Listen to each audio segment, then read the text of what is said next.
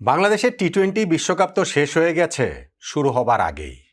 কিভাবে কোন প্রেক্ষাপটে আমরা ওয়ার্ল্ড কাপ খেলিনি সেটা তো সবারই জানা।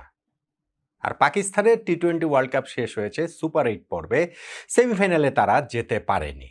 এই দুটো দল বাংলাদেশ পাকিস্তান পরস্পরের মুখোমুখি হচ্ছে নেক্সট ইন্টারন্যাশনাল অ্যাসাইনমেন্টে 3 ম্যাচের ওয়ানডে সিরিজে, যেই জন্য পাকিস্তানের 15 সদস্যের স্কোয়াডটা আজকে ঘোষণা করা হয়েছে।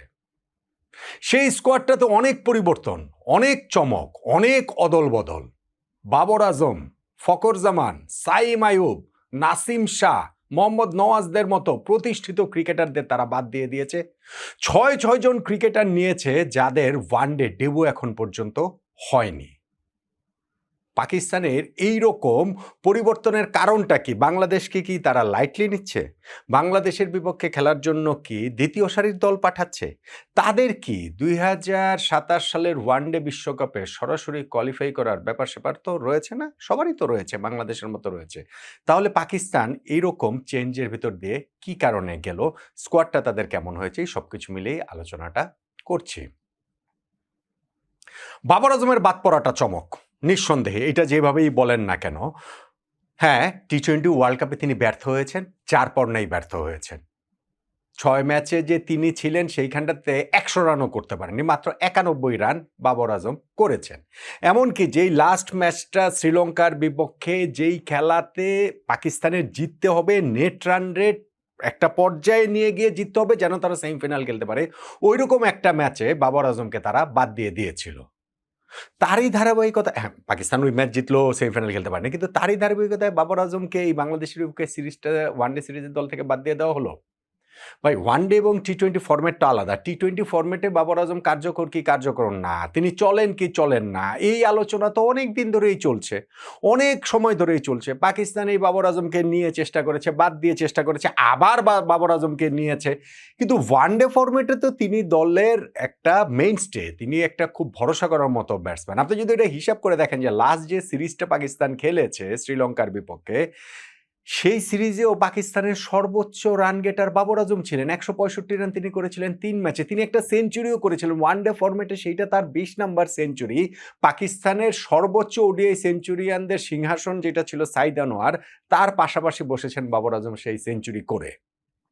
তো লাস্ট ওয়ানডে সিরিজে যার ওইরকম পারফরমেন্স, টি-20 ওয়ার্ল্ড কাপ ভিন্ন ফরম্যাটের তুমুল ব্যর্থতার কারণে তাকে বাদ দিয়ে দিল পাকিস্তান। এইটা টু সাম এক্সটেন্ট একটুখানি চমকের বলতেই হবে। সাইম আইয়ুবের বাদ পড়াটাও কিন্তু আমার কাছে একটু চমকই লাগে। সাইম আইয়ুবেরও টি-20 ওয়ার্ল্ড কাপ যাচ্ছে তাই কেটেছে। তিনি ওই যে ওয়ার্ল্ড র্যাঙ্কিংয়ে টি-20তে ওই টপ 3-তে 1 নম্বরেও তিনি থাকেন। সেই সাইম আইয়ুব এই ওয়ার্ল্ড কাপে 6 ম্যাচ খেলে 70 রান করেছেন, 5 উইকেট পেয়েছেন, এবং ওই যে শ্রীলঙ্কার বিপক্ষে ওই মহা গুরুত্বপূর্ণ ম্যাচটাতে তাকেও 11 থেকে ড্রপ করা হয়েছিল। কিন্তু সাইম আইয়ুবের ওডিআই ক্যারিয়ারটা অত পুরনো না, সেই ওডিআইতে কিন্তু তার পারফরমেন্স ভালো। 17টা ওয়ানডে ম্যাচে তার 3টা 50 আছে, 3টা সেঞ্চুরি আছে, 9টা উইকেটও তার আছে। ফলে সাইম আইয়ুবকেও ঠিক টি-20 ওয়ার্ল্ড কাপের ব্যর্থতাতে বাংলাদেশের বিপক্ষে সিরিজ থেকে বাদ দেওয়াটা একটুখানি খটকা লাগে। ফখর জামানের বাদ পড়াটা সম্ভবত তার হ্যামস্ট্রিং ইনজুরির কারণে। টি-20 ওয়ার্ল্ড কাপের লাস্ট ম্যাচটা, যেইটা সাহেবজাদা ফারহানের সঙ্গে রেকর্ড ওপেনিং পার্টনারশিপ করলেন, নিজেও 84 রানের একটা ইনিংস খেলেছিলেন। এই ফখর জামান কিন্তু শ্রীলঙ্কার বিপক্ষে পাকিস্তানের লাস্ট ওডিআই সিরিজটাতে হায়েস্ট রান গেটার আমি বলছিলাম যে বাবর আজম, তার সঙ্গে কিন্তু ফখর জামানও ছিলেন, 165 রান দুইজনেরই। ফলে তার বাদ পড়াটা সম্ভবত ওই হ্যামস্ট্রিং ইনজুরির কারণে। পাকিস্তানের একটা গণমাধ্যমে আমি ওইটা দেখলাম। এর বাইরে ওই যে নাসিম শাহদের বাদ দেওয়া হয়েছে, ওগুলা পারফরমেন্সের বিবেচনাতেই আসলে তাদেরকে রাখা হয়নি। মোহাম্মদ নওয়াজকেও বাদ দেওয়া হয়েছে। এখন ইনক্লুড যে করা হয়েছে যে 6 জনকে আনক্যাপড ওডিআই প্লেয়ার, তার মধ্যে একজন সাহেবজাদা ফারহান। এইটাও আবার আপনার কাছে একটু সারপ্রাইজিং লাগতে পারে। সাহেবজাদা ফারহান এইবারে টি-20 ওয়ার্ল্ড কাপে এখন পর্যন্ত হায়েস্ট রান গেটার। ওয়ার্ল্ড কাপের এক আসরে সর্বোচ্চ রান করেছিলেন যে বিরাট কোহলি, তাকে ছাড়িয়ে সাহেবজাদা ফারহানের এখন 383 রান। শুধু সেইটা না, এই ওয়ার্ল্ড কাপে তিনি দুইটা সেঞ্চুরি করেছেন। একটা টি-20 ওয়ার্ল্ড কাপে 2টা সেঞ্চুরি করার রেকর্ড আর কারোই নাই। ক্রিস গেলের রয়েছে, সেটা 2 ওয়ার্ল্ড কাপে 2টা সেঞ্চুরি। সো সেই সাহেবজাদা ফারহানের ওডিআই ডেবু কিন্তু হয়নি। ফলে তার এই ওডিআই ডেবুটা নিশ্চিতভাবেই বাংলাদেশের বিপক্ষে এই সিরিজটাতে হতে যাচ্ছে। তার সঙ্গে আরও ৫ জন আনক্যাপ রয়েছেন। তার মধ্যে মাস সাদাকাত রয়েছেন, যিনি লাস্ট বিপিএলে নোয়াখালী এক্সপ্রেসের হয়ে খেলেছিলেন। শাদ মাসুদ সহ আরও কয়েকজন রয়েছেন যাদেরকে হচ্ছে গিয়ে ডেবুর অপেক্ষা রয়েছেন, এবং ওই ৫ জনই ইংল্যান্ড লায়ন্সের বিপক্ষে পাকিস্তান শাহিনস অর্থাৎ এ দলের যে খেলাগুলো হচ্ছে লাস্ট সিরিজটা, সেইখানটাতে পাকিস্তান এ দলকে প্রতিনিধিত্ব করেছেন। বাংলাদেশ পাকিস্তান এই সিরিজের ৩টা ম্যাচ হবে মিরপুরের শেরেবাংলা ক্রিকেট স্টেডিয়ামে ১১ই মার্চ, ১৩ই মার্চ এবং ১৫ই মার্চ। পাকিস্তান দল বাংলাদেশে আসছে, তারা ৮ই মার্চ আসবে শাহিন শাহ আফ্রিদির ক্যাপ্টেন্সিতে। শাহিন শাহ আফ্রিদি ওদিকে ক্যাপ্টেন্সিটা ধরে রেখেছেন, এইটা হচ্ছে গিয়ে সারপ্রাইজিং না। পাকিস্তান ক্রিকেট আসলে সারপ্রাইজিং কি সারপ্রাইজিং কোনটা না, ওইটাও একটা কথার বিষয়, মানে আলোচনার বিষয়। কিন্তু আফ্রিদিকে যে ক্যাপ্টেন্সিটা দেওয়া হয়েছে মোহাম্মদ রিজওয়ানের জায়গায়, সেই ক্যাপ্টেন্সি পাওয়ার পর কিন্তু পাকিস্তানের পারফরমেন্স ভালো। তার ক্যাপ্টেন্সির প্রথম সিরিজটাতে সাউথ আফ্রিকার বিপক্ষে ২-১ তারা সিরিজ জিতেছে, এবং পাকিস্তানের বিপক্ষে শ্রীলঙ্কার বিপক্ষে যেই সিরিজটার কথা বলছি সেইখানটাতেও ৩-০ ব্যবধানে পাকিস্তান জিতেছে। ফলে শাহিন শাহ আফ্রিদি তো এটা কন্টিনিউ করবেনি, এবং সেই দলটাতে ৬ জন আনক্যাপড ওডিআই প্লেয়ার থাকলেও অভিজ্ঞ ক্রিকেটারও কিন্তু এখানটাতে রয়েছে। মোহাম্মদ রিজওয়ান যেমন তার জায়গাটা ধরে রেখেছেন, আছেন এই জায়গাটাতে আপনার হচ্ছে গিয়ে হারিস রৌফ, আবরার আহমেদ। ফলে এরকম পাকিস্তানের এই দলটা যে একেবারে দ্বিতীয় সারির দল, আমার কাছে সেটা মনে হয় না। এবং বাবর আজম, সাইম আইয়ুবদের বাদ দেওয়াটা আমার কাছে অ্যাবসলিউটলি মনে হয় যে টি-20 ওয়ার্ল্ড কাপে তাদের ব্যর্থতা, ফরম্যাট ভিন্ন হলেও ফর্মটা যেহেতু তাদের পক্ষে নেই, এবং ওয়ার্ল্ড কাপের পরপরই যেহেতু পাকিস্তান এখানে বাংলাদেশে খেলতে আসছে, মাঝখানে অন্য কোনো টুর্নামেন্ট, অন্য কোনো সিরিজ টিরিজ নাই, সেই কারণে তাদেরকে বাদ দেওয়া হয়েছে। দ্বিতীয় সারির দল নিয়ে পাকিস্তান ইচ্ছা করে বাংলাদেশের বিপক্ষে প্রথম সারির তারকাদের বিশ্রাম দিয়ে খেলতে আসছে, ওইটা আমার মনে হয় না।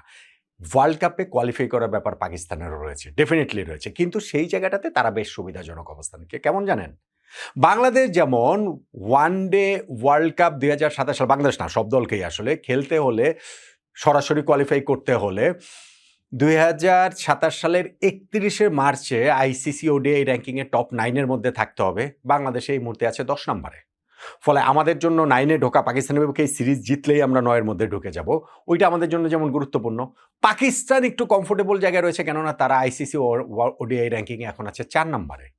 সো পাকিস্তান ওইটা এফোর্ড করতে পারে। ধরেন বাংলাদেশের বিপক্ষে একটা সিরিজ হারলেও তাদের যে ওডিআই ওয়ার্ল্ড কাপ সরাসরি কোয়ালিফাই করাটা বিরাট বড় ঝুঁকির মুখে পড়ে যাবে, বিষয়টা সেরকম নয়। তবে আমার কাছে মনে হয় না যে ওইটাকে মাথায় রেখেও তারা কিছু এক্সপেরিমেন্ট করছে, যে না ঠিক আছে, যেহেতু আমরা ওয়ার্ল্ড কাপে সরাসরি কোয়ালিফাই করার ক্ষেত্রে আমাদের খুব একটা সমস্যা হবে না, সো আমরা বাংলাদেশের বিপক্ষে সিরিজটাতে কিছু এক্সপেরিমেন্ট করি। সেইটাও আসলে ঠিক পাকিস্তান করছে বলে মনে হয় না। পাকিস্তান ক্রিকেটটা এইভাবেই আগায়, পাকিস্তান ক্রিকেটটা এইভাবেই চলে, আনপ্রেডিক্টেবল। যেমন তাদের মাঠের ক্রিকেট, মাঠের বাইরে তাদের ম্যানেজমেন্ট, সিলেকশন প্যানেল সবই আসলে আনপ্রেডিক্টেবল। যেই কারণে টি-20 ওয়ার্ল্ড কাপের ওই ব্যর্থতাতে আমার মনে হয় বাবর আজম, সাইম আইয়ুবদের বাদ দেওয়া হয়েছে এই বাংলাদেশের বিপক্ষে ওয়ান ডে সিরিজের স্কোয়াডটা থেকে। এইটা তারা দ্বিতীয় সারির দল পাঠিয়েছে বাংলাদেশকে, তারা সহজ প্রতিপক্ষ ভাবছে, আমার কাছে সেটা মনে হয় না। হোক পাকিস্তান পাকিস্তানের মতো করুক, বাদ দেখ না বাবর আজমকে, বাদ দেখ সাইম আইয়ুবদের, তো বাংলাদেশের অসুবিধাটা কি? বাংলাদেশের জন্য বরং এইটা আরও সুবিধা। আমি মনে করি যে পাকিস্তান যেই ভাবনা থেকেই এই স্কোয়াডটা গঠন করুক না কেন, যে 15 সদস্যের স্কোয়াড, তার মধ্যে 6টা আনক্যাপড ক্রিকেটার ওডিআইতে, আমি মনে করি যে এই সিরিজটা বাংলাদেশের জয়ের জন্য একটা খুব ভালো অপরচুনিটি। পাকিস্তানের এই দল দেখে আরও ভালো করে সেটা হয়ে গেল বলে আমার কাছে মনে হয়। অবশ্যই আমরা তো এই সিরিজ নিয়ে অনেক কথা বলবো, অনেক আলোচনা করব, আমাদের দলের কি হবে না হবে, কোন কোন জায়গায় ব্যাটেলগুলো খেয়ে, অনেক আলোচনার জায়গা তো আছে, এবং নিশ্চয়ই সেটা করবো। তবে পাকিস্তানের এই ওয়ান ডে স্কোয়াডটা দেখে আমার কাছে ভালোই লেগেছে। আমার কাছে মনে হয়েছে এই স্কোয়াডটাকে হারানো বাংলাদেশের জন্য তুলনামূলক সহজ। বাবর আজম, সাইম আইয়ুব সহজে স্কোয়াডটা হতো, বা ফখর জামানদের সহজে স্কোয়াডটা হতো, তার চেয়ে এই পাকিস্তানকে বাংলাদেশ হারাতে পারবে বলে আপনার কি মনে হয় না? আমার সঙ্গে আপনি একমত কিনা জানাতে পারেন।